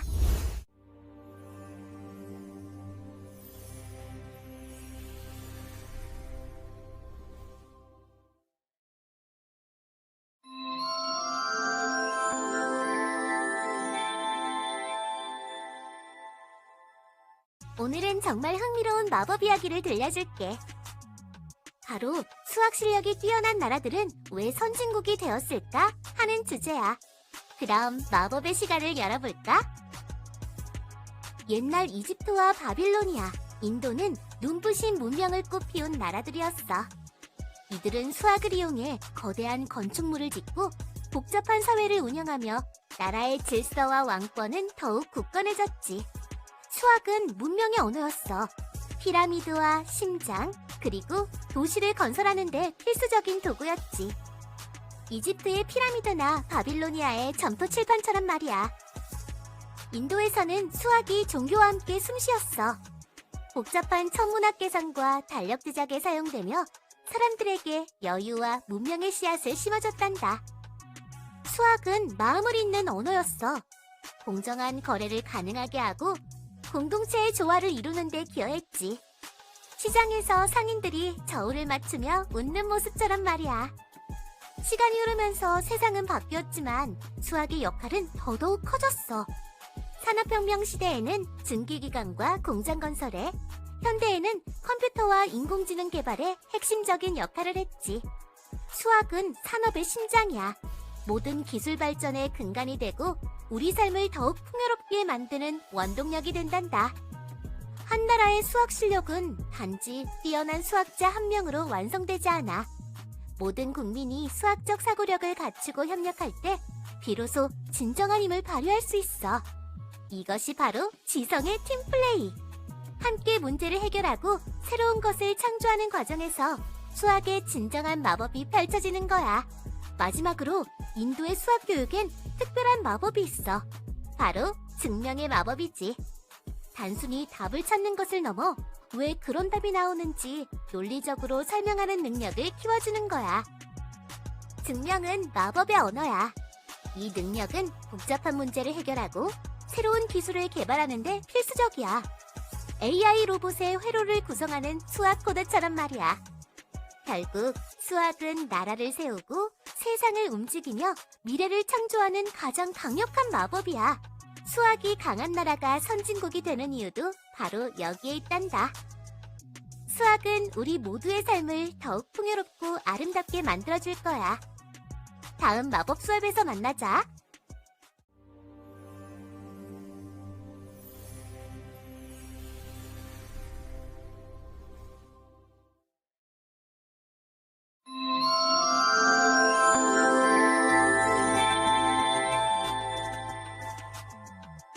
수학이라는 단어의 어원을 따라가 보면 수학 교육이 어디로 나아가야 하는지 알 수 있단다. 그리스의 철학자 피타고라스는 수학자이자 정치, 종교 지도자였어. 그는 제자들을 메스메티코이라 불렀는데 그 뜻은 바로 지식이 풍부한 사람이라는 거야. 매스메틱스는 일반적인 지식의 체계를 뜻하지. 즉, 수학은 단순히 문제를 푸는 기술이 아니라 세상의 원리를 탐구하는 학문이란 거야. 하지만 지금의 수학은 점수와 시험 속에 갇혀버렸어. 이런 수학은 개인에게도 국가에게도 진짜 도움이 되지 않아. 한 나라의 수학 실력이 그 나라의 국가 경쟁력이 된단다. 치열한 세계 경쟁 속에서 살아남으려면 수학 교육이 제대로 서야 한단다. 수학은 자연의 비밀을 밝히는 학문, 탐구와 발견의 훈련이 되어야 하지. 바람직한 수학 학습은 관찰에서 시작되거든. 대상을 면밀히 살피고 그 안에 무늬를 찾아내는 거야.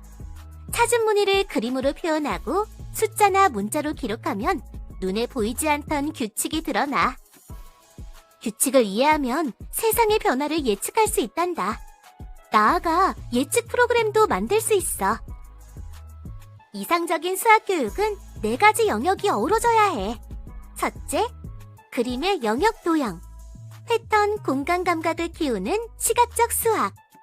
둘째, 숫자와 문자의 영역, 식으로 생각을 정리하는 표준의 힘. 셋째, 규칙의 영역 프랙털과 카오스로 자연의 질서를 탐구하는 단계. 넷째, 예측의 영역, 확률과 통계를 통해 미래를 내다보는 통찰의 수학이야. 단원을 체계적으로 나누더라도 문제풀이만 반복한다면 아무 소용이 없단다. 학생이 배우는 이유와 목적을 깨달을 때 비로소 진짜 배움이 시작되는 거야. 호기심이 생기면 탐구가 시작되고 그 과정에서 창의력의 씨앗이 자란단다. 각 수학 이론이 어떻게 누가 만들었는지를 아는 것도 중요해. 수학은 혼자 만든 것이 아니라 수많은 논쟁과 대화를 통해 발전하거든. 도형과 그래프 같은 시각적 표현을 함께 공부하면 수학의 원리를 더 깊이 이해할 수 있어. 수학 이론은 첨단 산업의 원천 기술이 된단다. 수학의 가치를 이해하는 순간 미래를 여는 힘이 생기지. 문제를 푸는 손보다 질문하는 눈이 더 중요해. 바람직한 수학 교육은 호기심으로 시작해 창의력으로 완성되지. 수학은 세상을 배우는 언어란다.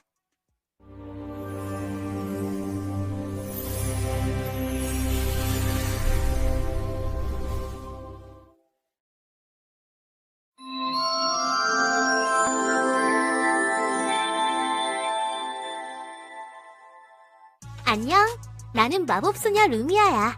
오늘은 왜 중국과 미국은 수학 교과서를 바꿨을까 하는 흥미로운 이야기를 들려줄게.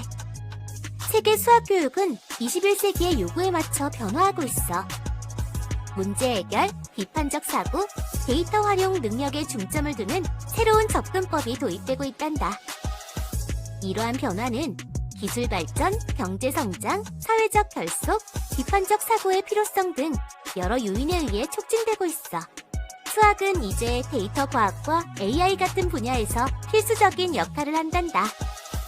중국은 교육부가 직접 교과서를 정하는 나라야. 예전엔 대학 입시 중심이었지만 이제는 시험보다 미래를 바라보는 교육으로 바뀌었단다. 새 교과서의 핵심은 6가지 소양. 수학적 추상화, 논리적 추론, 모델링, 상상력, 연산, 데이터 분석. 특히 모델링과 데이터 분석은 AI 시대의 핵심이야. 이러한 변화는 암기 위주의 학습에서 벗어나 학생들이 현대사회에 적응할 수 있는 필수적인 자질과 능력을 기르도록 돕는 것을 목표로 하고 있어. 이제 미국으로 가볼까? 미국은 공교육의 수학이 무너져서 교과서를 바꿨어. CCSSM이라는 새로운 기준을 세워 수학적으로 실천하는 능력을 기르기 시작했지. 이 기준은 폭넓고 얕은 교육과정을 개선하기 위해 도입되었어. 개념적 이해와 절차적 기술을 모두 강조하며 학생들이 실제 세계의 문제를 해결하도록 장려한단다. 이 기준에는 8가지 마법이 숨어 있단다. 문제를 이해하고, 추론하고, 모델링하고, 끝까지 도전하는 마음을 배우는 거야. 이 8가지 마법 기준은 비판적 사고와 문제 해결 능력을 키우는 데 중점을 두며 다양한 분야에 적용될 수 있는 중요한 기술들을 포함하고 있어. 중국과 미국의 새 교과서엔 공통점이 있어. 바로 스토리텔링이야. 이제 수학은 문제풀이가 아니라 이야기를 통해 배우는 거야. 스토리텔링은 추상적인 수학 개념을 실제 삶의 시나리오와 연결하여 수학을 더욱 흥미롭고 기억하기 쉽게 만들어준단다. 복잡한 아이디어도 이야기의 틀 안에서 더 잘 이해할 수 있지. 단순한 공식 암기가 아닌 세상을 이해하고 바꿀 수 있는 힘. 그게 바로 수학의 진짜 마법이야. 스토리텔링으로 배우는 수학은 21세기를 살아갈 우리에게 꼭 필요한 지혜의 열쇠란다.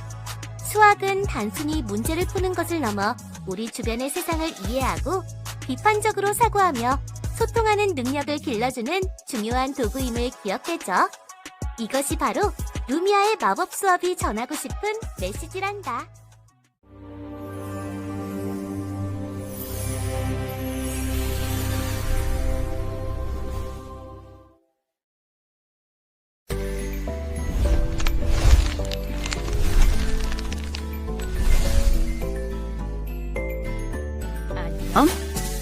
오늘은 아주 먼 나라 중국의 마법 같은 이야기를 들려줄 거야. 중국은 한때 기술을 따라가는 나라라는 이미지가 강했단다. 하지만 이제는 전기차, 5G, AI 등 첨단 기술 분야에서 선도주자가 되었지. 하지만 딥시크 출현 이후 중국 과학 기술에 대한 평가도 달라졌어. 특히 국내 교육만 받은 젊은 연구원들이 높은 기술력을 확보했다는 점에 세계가 놀라고 있어. 현재 AI 분야는 미국과 중국이 주도하고 있단다. 두 나라의 AI 발전 전략과 방향은 서로 다른 특징을 보이고 있어. 미국은 민간 주도 기술 개발과 벤처 캐피털 중심 투자로 AI 기술을 선도하고, 반면 중국은 국가 주도 정책 지원과 방대한 데이터 활용으로 AI 산업을 빠르게 키워나가고 있지. 미국은 기술 혁신을 통한 머신러닝 모델을 계속 출시하고, 또한 대중의 신뢰 확보와 부작용 방지를 AI의 중요한 개발 기준으로 하고 있어. 이에 반해 중국은 AI의 실용성과 산업 적용에 집중하고, 특히 얼굴 인식, 음성 인식, 스마트 시티 등 AI 기반 서비스의 성장세가 두드러져. 중국은 어떻게 짧은 시간에 미국의 AI 기술력을 따라잡을 수 있었을까? AI 발전에서 가장 중요한 요소는 데이터야. 아무리 좋은 알고리즘이 있어도 학습할 자료가 없으면 AI가 성능을 제대로 발휘할 수 없지. 중국은 세계 최대의 인터넷 사용자를 보유하고 있어. 그들로부터 방대한 데이터를 수집해 효과적으로 활용할 수 있는 환경이 이미 조성되어 있다는 것이지. 중국 정부는 AI 개발을 위해 상대적으로 완화된 데이터 보호 정책을 실시하고 있어. 더불어 국가 차원의 데이터 통합도 추진하고 있어. 강력한 법정 장치로 개인정보 보호와 AI 윤리를 강조하는 미국과는 정반대의 행보를 보이지. 이러한 차이는 AI 모델의 발전 속도와 성능에도 영향을 미치고 있어. 자연어 처리는 컴퓨터가 인간의 언어를 이해하고 소통하도록 돕는 AI의 한 분야이지. 2000년대 초반만 해도 한자로 이루어진 중국어는 영어보다 자연어 처리에 불리할 것이라는 의견이 많았지. 하지만 중국 정부, 학계, 기업들은 포기하지 않고 자연어 처리 연구에 매진하여 대규모 음성인식 데이터베이스를 구축하여 문맥 기반 언어 처리 기술을 발전시켰단다. 미국이 GPU 기반 AI 연산에 집중할 때 중국은 자연어 처리에 최적화된 AI 칩을 개발했단다. 이를 통해 중국은 독립적인 AI 생태계를 구축하고 있었어. 중국의 AI 발전에 대한 의지는 교육에서 찾아볼 수 있단다. 2024년 가을부터 베이징 학교에서는 AI를 정규 과목으로 편성했어.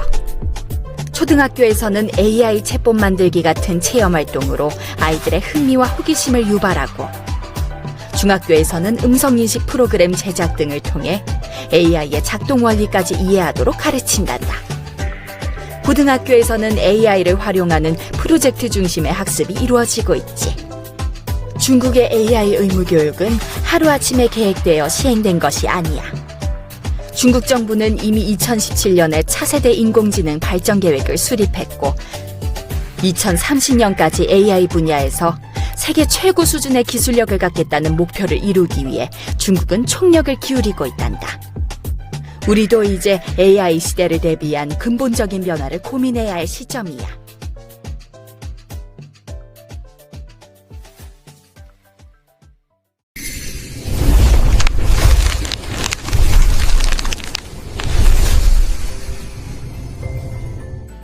안녕 얘들아. 세상에서 나라의 힘을 정하는 중요한 비밀이 뭔지 아니? 그건 바로 과학기술의 힘이란다. 그리고 그 과학의 뿌리에는 언제나 수학이라는 마법이 숨어있지.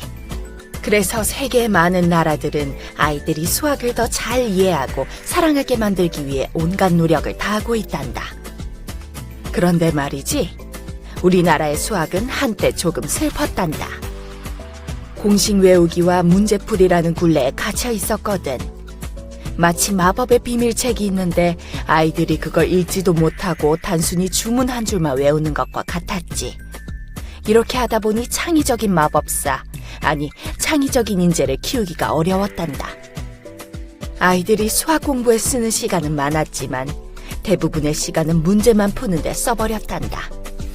공식만 외우면 된다는 생각 때문에 탐구와 체험, 실생활과 연결된 수학의 마법은 사라지고 말았지. 그래서 2009년에 교육과정이 새롭게 개정되면서 교과부에서는 대책 마련에 착수했지. 그리고 2012년 1월 수학교육 선진화 방안을 발표했지. 생각하는 힘을 기르는 수학. 모든 곳에 스며있는 수학의 원리를 이해하고 활용할 줄 아는 힘을 기르는 거지. 그래서 평가 방식도 바뀌었단다. 서술형과 과정 탐색형 문제를 내도록 권장했지. 수학의 역사, 의미, 실생활 예시를 함께 담아서 마치 이야기책처럼 바뀐 거야. 더불어 함께하는 수학, 모든 아이가 수학의 마법을 배울 수 있어야 해. 2014년에 종료된 수학교육 선진화 방안은 절반의 성공이라는 평가를 받았어. 스토리텔링에 대한 이해도 약간 부족했단다. 수학 단원을 공부하는 목적, 그 단원에 나오는 수학 이론이 만들어진 과정과 활용 분야 등을 골고루 다루어야 진정한 스토리텔링이라고 할 수 있지. 하지만 연산 문제를 문장제 문제로만 바꾸는 수준의 변화만 있었을 뿐이었어. 무엇보다 큰 문제는 여전히 입시제도였단다. 시험이 여전히 문제풀이 중심이면 결국 아이들은 시험에 나오는 것만 공부하게 되거든. 얘들아, 교육은 100년의 계획이란다. 수학교육 선진화 방안으로 시작된 변화의 바람이 오래도록 이어지는 미래의 지혜의 바람이 되길 간절히 바란단다.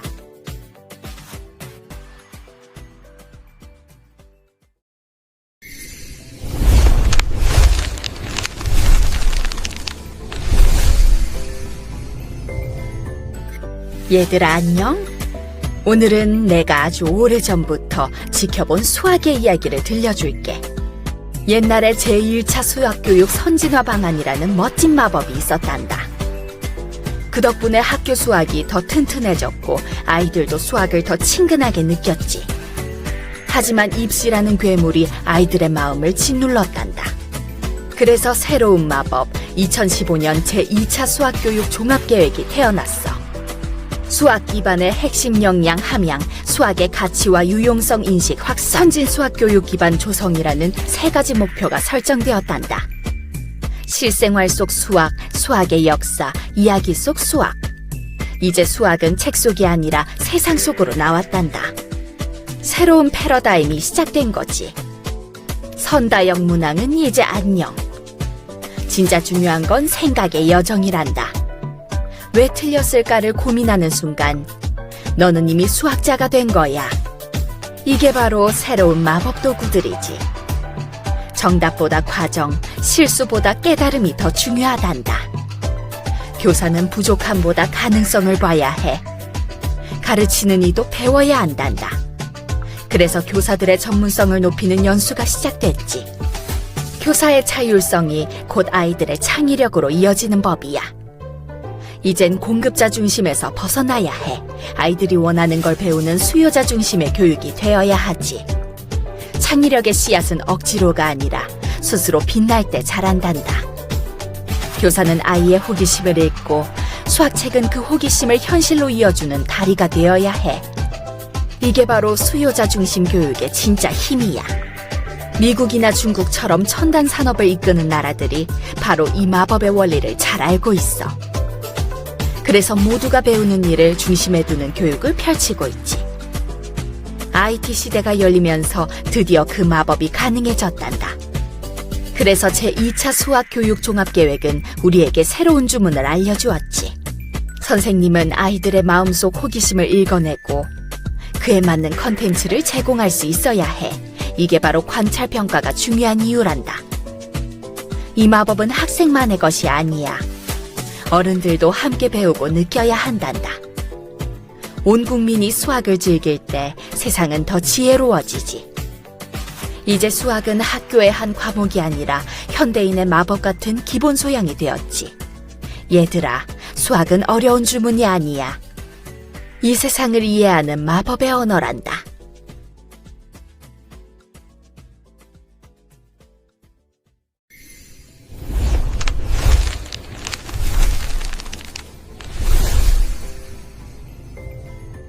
얘들아 안녕? 혹시 생각해 본 적 있니? 왜 수학책은 자연 언어로 써야 하는 걸까? 수학은 말이야, 자연의 비밀을 풀어내는 마법 같은 학문이란다. 그래서 수학책엔 자연이 들려주는 비밀이 담겨 있어야 해. 그런데 우리 주변의 수학책은 어떤 모습이니? 하나의 개념을 설명하곤 곧바로 문제들이 줄줄이 이어져 있지. 숫자와 문제들, 마치 암호문처럼 느껴질 때도 있지 않니?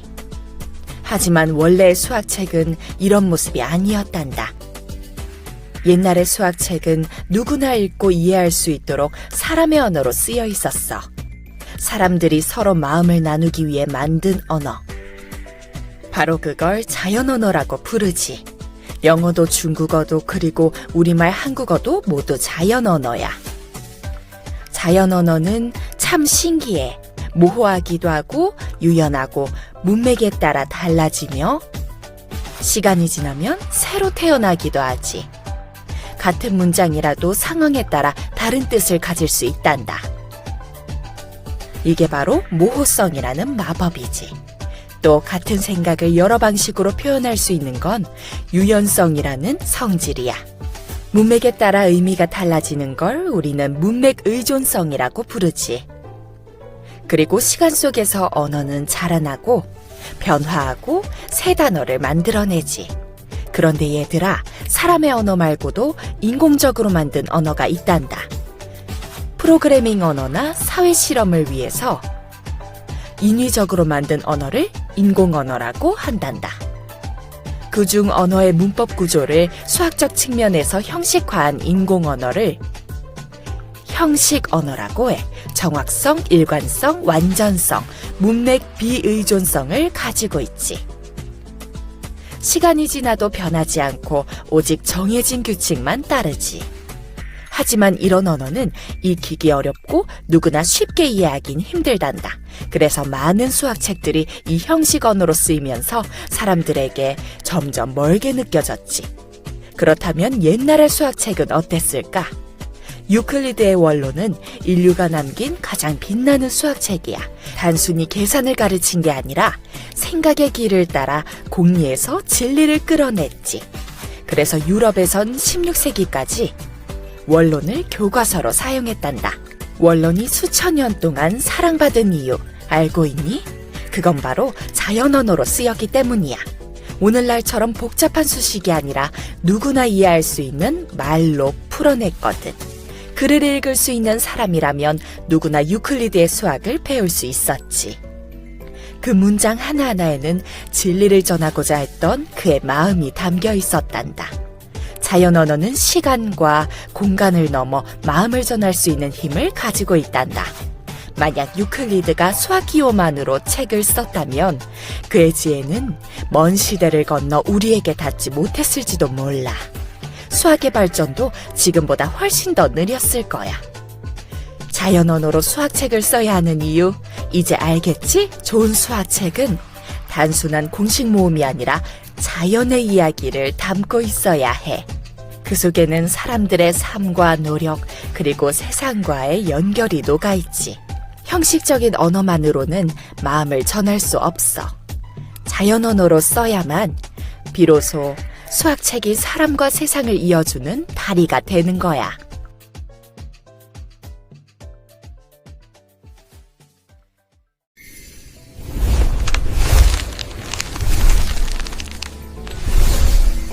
얘들아 안녕?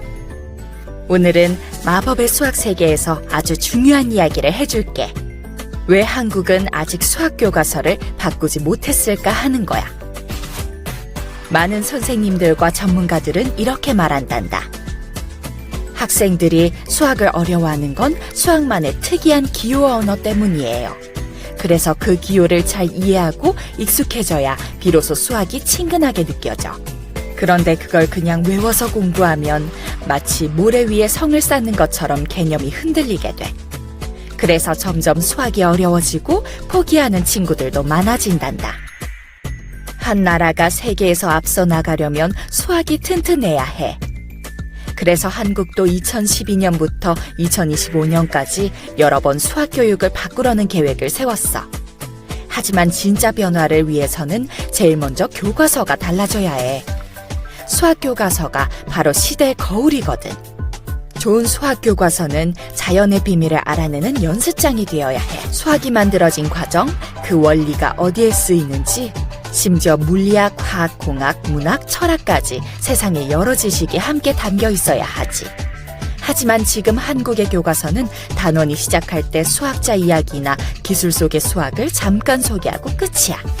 그 뒤엔 여전히 개념 설명, 문제풀이로 이어지는 옛날식 방식이 그대로 남아있단다. 그건 입시라는 커다란 장벽 때문이야. 아직도 학교에서는 문제풀이 시험으로 학생들을 평가하고 있거든. 만약 교과서를 완전히 새롭게 바꾸면 학생들이 시험에 도움이 안 된다고 생각해서 외면할지도 몰라. 그럼 학교 수업 자체가 흔들릴 수도 있지. 그리고 또 하나 전문성의 부족도 이유야. 예를 들어 교과서엔 CT나 MRI의 연립방정식이 쓰인다라고만 적혀있지 정작 어떻게 작동하는지는 자세히 설명되어 있지 않아. 그게 바로 문제야. 그럼 전문가들을 더 모으면 되지 않을까? 하고 생각할 수도 있어. 하지만 안타깝게도 수학과 다른 분야를 아우르며 교과서를 설계할 수 있는 사람이 많지 않단다. 교과서를 새로 만든다는 건 단순히 내용을 바꾸는 일이 아니라 세상을 보는 눈을 바꾸는 일이기 때문이야. 수학 교과서를 바꾸려면 먼저 입시 제도가 바뀌어야 해. 그럼 학교 현장에서도 자연스럽게 새로운 교과서의 필요성을 느끼게 될 거야. 그리고 다양한 분야의 전문가들이 함께 모여 자연과 인간, 사회를 함께 이해할 수 있는 교과서를 만들어야 해. 진짜 수학의 즐거움을 아는 사람이 그 작업을 이끌면 그건 정말 완벽한 수학 교과서가 될 거야.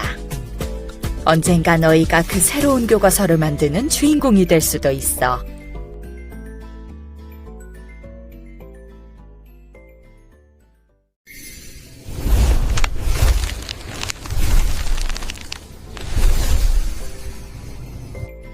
얘들아 안녕? 오늘은 아주 소중한 이야기를 들려줄게. 이건 단순히 공부 잘하는 법이 아니라 세상의 비밀을 여는 마법 같은 이야기란다. 그럼 천천히 함께 걸어볼까? 수학은 자연의 비밀을 알아내는 학문이란다. 그리고 바람직한 수학 공부는 자연의 비밀을 알아가는 일련의 연습 과정이지. 자연의 비밀을 알아내면 사람들을 행복하게 해주는 기계나 기술을 만들어낼 수 있어. 이런 걸 우리는 혁신기술 혹은 혁신제품이라고 부른단다. 그래서 수학은 기술 혁신의 원동력, 첨단 산업의 원천이라고 할 수 있지. 옛날에 독일의 수학자 가우스가 이런 말을 했단다. 수학은 자연과학의 여왕이고 정수로는 수학의 여왕이다. 이 말에는 참 깊은 뜻이 숨어 있어. 자연 현상을 이해하려면 수학이 꼭 필요하다는 뜻이지. 그리고 그 말 속에는 자연의 비밀을 알려면 먼저 관찰이 필요하다는 지혜가 담겨 있단다. 수학 공부는 관찰에서 시작돼. 자연의 구성 요소들은 저마다의 무늬를 가지고 있어. 그 무늬는 자신이 어떤 존재인지 말해주는 언어와도 같단다. 그 무늬를 눈으로 보고 손으로 그리면 수학이 되는 거야. 자연의 무늬 속엔 늘 이야기가 숨어 있단다. 이제 무늬의 모듬, 즉 패턴을 찾아야 해. 그런데 말이야, 자연 패턴은 눈에 잘 보이지 않을 때가 많단다. 그래서 수학자들은 숫자와 문자라는 마법 도구를 꺼냈어. 숫자는 셈의 도구고 문자는 생각을 표현하는 기호야. 이 둘을 잘 다루면 숨어있던 패턴들이 눈앞에 나타나지. 숫자와 문자는 단순한 기호가 아니야. 자연의 숨결을 이해하게 해주는 마법의 언어란다. 화학자들의 세계로 가볼까? 그들은 세상의 구조를 화합식이나 모형으로 표현해. 하지만 세상엔 아직 이름도 형체도 없는 것들이 많단다. 두 물체가 서로를 끌어당기는 힘, 중력처럼 말이지. 하지만 패턴을 찾았다고 해서 그게 전부일까? 자연은 언제나 패턴과 패턴 붕괴가 함께 일어나고 있단다. 바다의 수면이 일정하게 유지되는 것도 바로 그런 조화 때문이야. 수학은 모든 첨단 산업의 원천이야. 그리고 바람직한 수학 공부를 통해 인재를 길러내야만 국가의 미래를 지킬 수 있단다.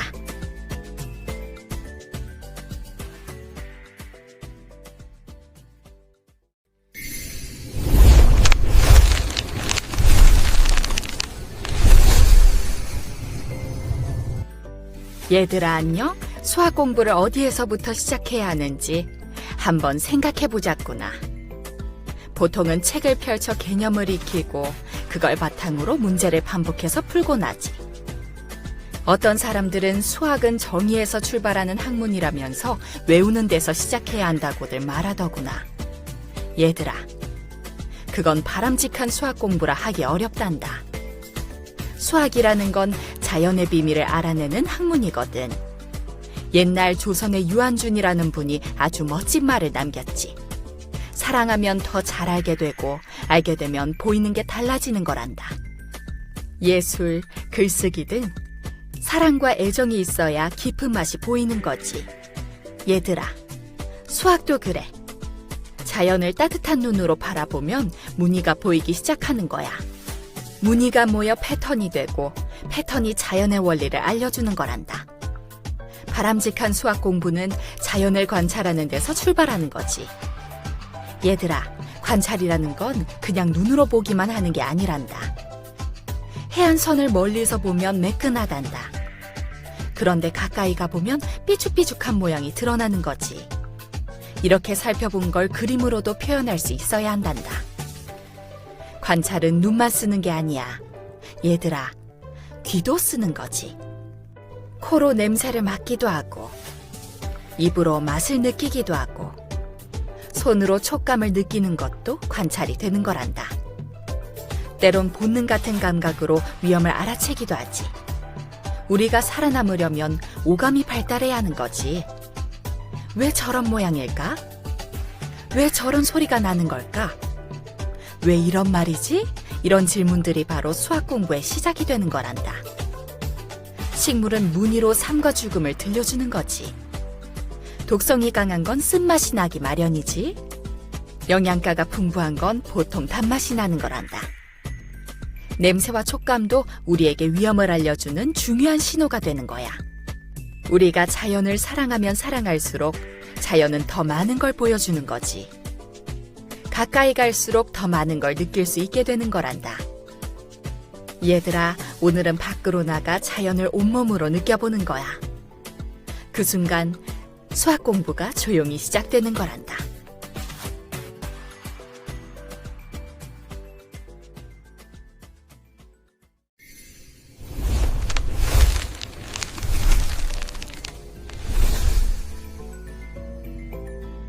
얘들아 안녕? 식물의 언어인 무늬 속에는 무엇이 들어있을까? 우리는 소리, 몸짓, 글자로 다른 사람과 소통한단다. 하지만 풀이나 나무는 말을 하지도 못하고 움직이지도 못하는 거지. 햇빛이 아무리 따가워도 벌레가 와서 잎을 먹어도 묵묵히 참는 수밖에 없단다. 하지만 식물은 끊임없이 우리에게 메시지를 전하고 있단다. 바로 무늬를 통해서 말이야. 잎이나 꽃에 드러난 무늬, 열매의 색과 모양을 보면 식물의 건강 상태를 알 수 있단다. 식물은 일기를 쓰듯이 하루하루 자기 몸에 무늬를 새기고 있단다. 단순 예뻐 보이려고 식물이 무늬를 만드는 건 아니야. 식물의 무늬에는 생성과 소멸이 한없이 반복되고 있는 자연의 비밀이 숨어 있는 거지. 몸이 아프면 평소와 다른 모습이 하나둘 나타나지. 식물도 무늬를 통해 어디가 아픈지 우리에게 알려주는 거란다. 잎이 노랗게 변하거나 평소에 보이지 않던 무늬가 생겨나면 식물의 건강 상태를 의심해 봐야 하는 거지. 정원사와 농부는 끊임없이 식물과 대화를 해. 가을도 아닌데 파릇파릇하던 잎이 노랗게 변하면 농부는 식물이 아프다는 것을 금세 눈치채지. 농부가 아니어도 식물에 문제가 생겼다는 건 알 수 있지만 왜 아픈지는 정확히 알지 못하고 난단다. 반면 농부는 잎에 나타난 무늬의 특징을 보고 정확한 원인을 찾아내는 거지. 예를 들어 잎의 가장자리나 끝부분이 노랗게 변했을 때 말이야. 농부는 물이 부족해서 그런지 반대로 물을 너무 많이 줘서 그런지 살펴본단다. 그런 다음 칼륨이나 칼슘 등의 영양소가 부족하지는 않았는지도 따져보는 거지. 만약 이 표면에 노란 반점이 생겼다면 농부는 곰팡이 때문에 식물이 아프다는 사실을 알아낸단다. 무늬에는 식물의 번식 전략도 들어있는 거란다. 꽃은 식물의 생식기관이지. 그러나 손도 없고 움직일 수도 없는 꽃은 스스로 수정할 수가 없단다. 그렇기 때문에 곤충, 바람, 물, 새의 도움을 받아 꽃가루 바지를 하는 거지. 벌과 나비 같은 곤충들이 꽃가루 바지를 해주는 식물을 충매화라고 한단다. 충매화는 후각과 시각이 뛰어난 곤충을 유혹하기 위해 향기, 꽃잎의 무늬 등을 사용하는 거지. 그런데 신기하게도 흰색 꽃에만 유독 벌이 많이 찾아오곤 한단다. 우리 눈에 흰색으로 보이는 꽃들이 사실 곤충에게는 흰색으로 보이지 않기 때문이지. 곤충은 사람이 볼 수 없는 자외선까지 본단다. 우리 눈에는 밋밋한 흰색으로 보이는 꽃에 자외선을 비추면 중앙으로 갈수록 진해지는 무늬를 볼 수 있는 거지. 꽃은 그곳에 곤충이 좋아하는 꿀을 숨겨놓았단다. 식물은 자외선이 만들어내는 무늬를 이용해 곤충을 부르는 거란다. 식물은 말도 못하고 글도 쓰지 못하지만 대신 자신의 몸에 과거의 일을 무늬로 새겨놓았단다. 대표적인 예로 나무를 가로 방향으로 잘랐을 때 나타나는 나이테가 있지. 나이테에는 나무가 살아온 환경에 대한 정보도 들어있는 거란다. 온대 지방의 나무에서는 밝은 고리와 어두운 고리가 번갈아 나타나는 규칙적인 패턴이 보이지. 나이테에는 화재로 나무 껍질이 손상되었던 흔적이 남아있어서 화재가 일어난 시점을 추적할 수도 있지. 무늬는 식물의 성장 과정을 알 수 있는 자연의 기록이면서 과거의 기후와 환경 변화를 이해하는 중요한 도구가 되는 거란다. 지금 이 순간에도 식물은 자신의 몸에 소중한 정보가 담긴 무늬를 새겨놓고 있단다.